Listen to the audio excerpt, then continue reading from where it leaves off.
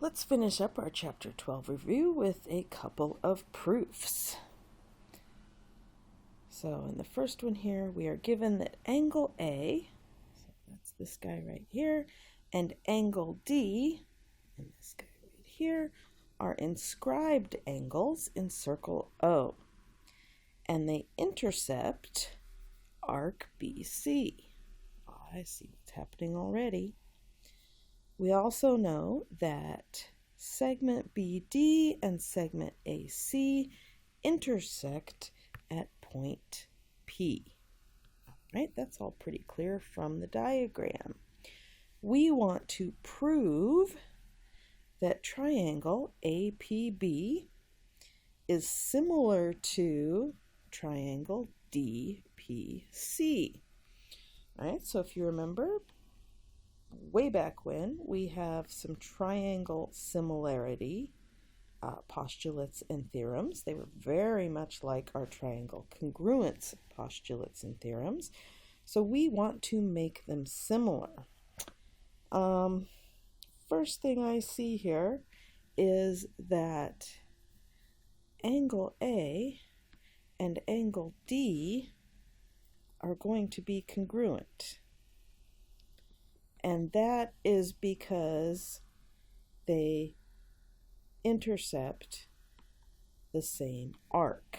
That's one of our corollaries. That was corollary 1 to the inscribed angle theorem. This is corollary 1.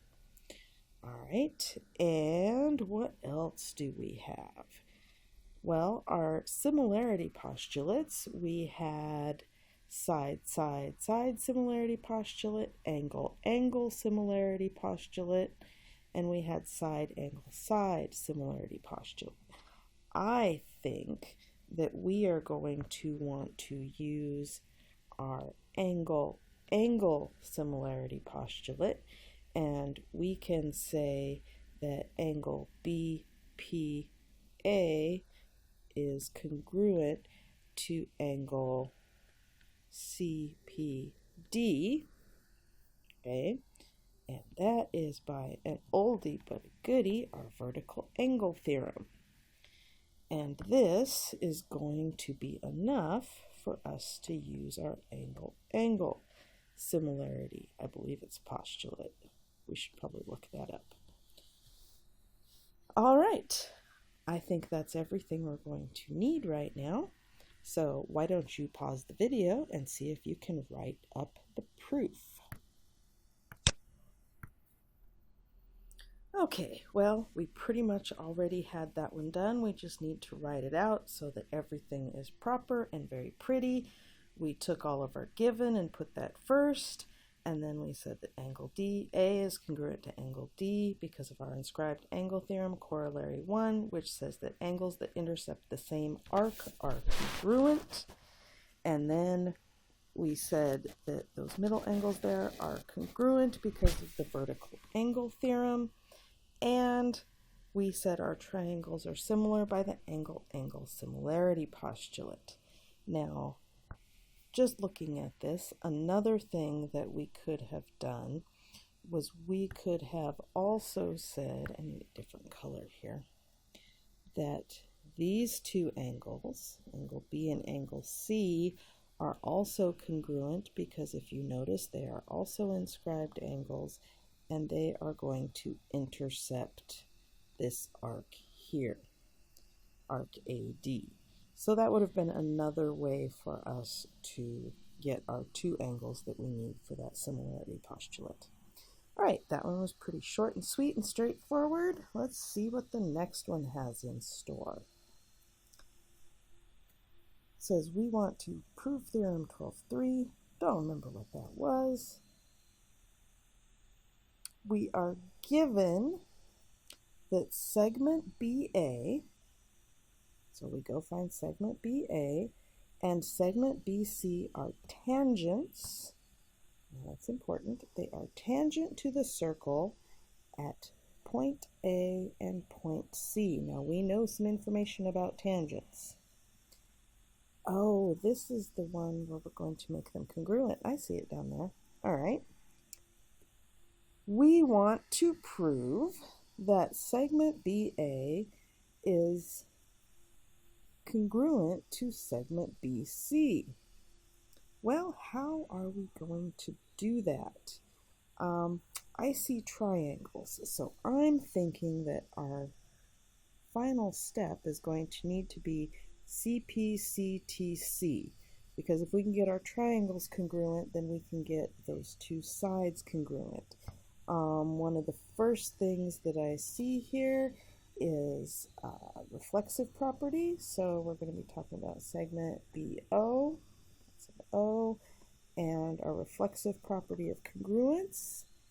And we know that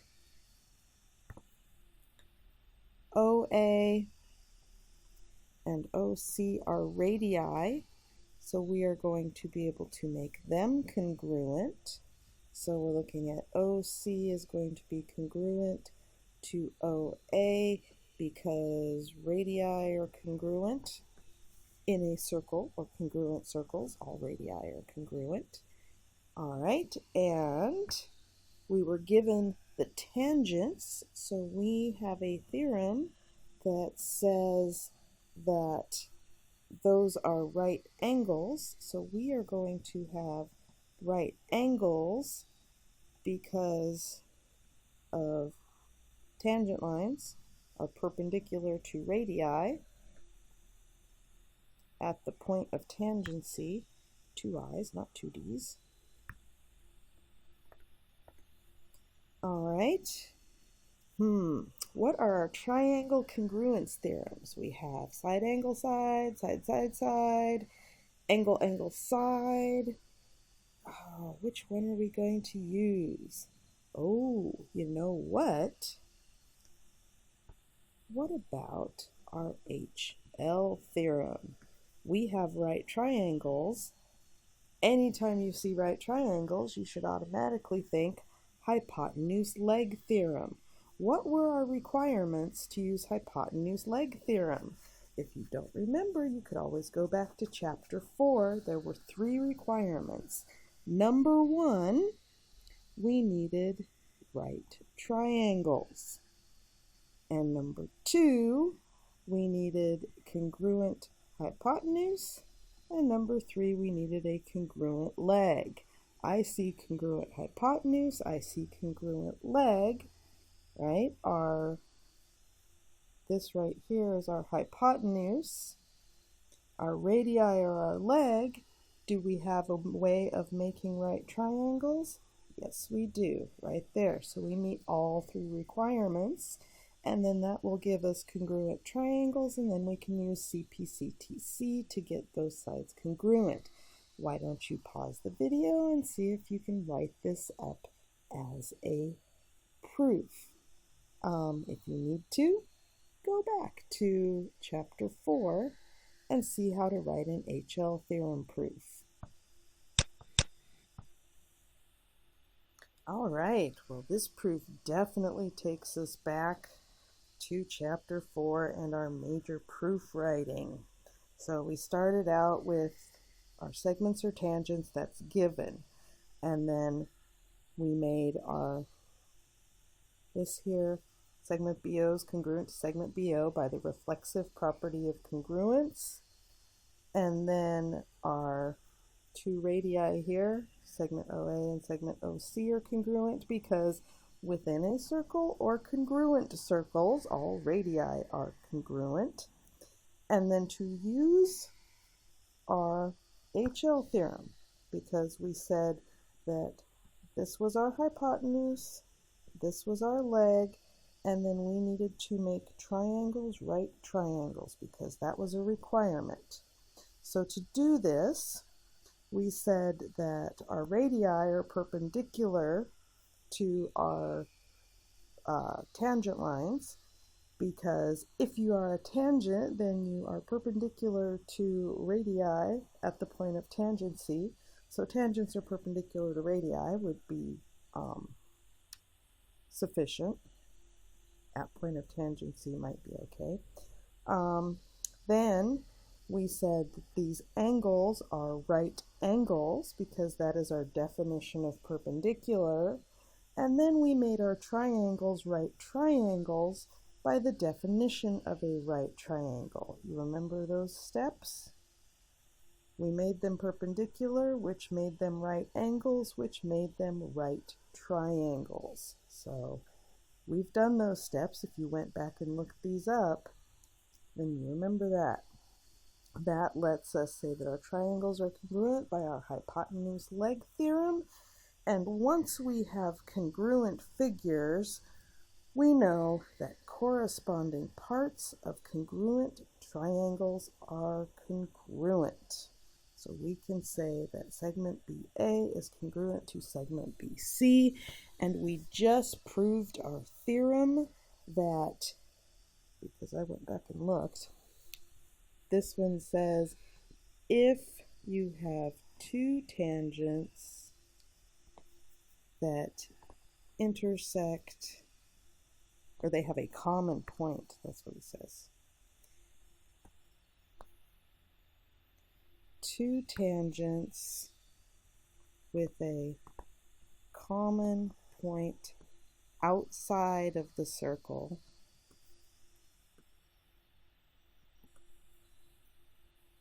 right, point B there, then they are congruent, and their segments are congruent.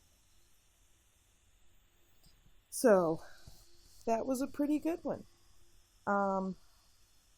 If you need to, look over some of your Chapter 4 triangle congruence, and you will be fine on the proofs.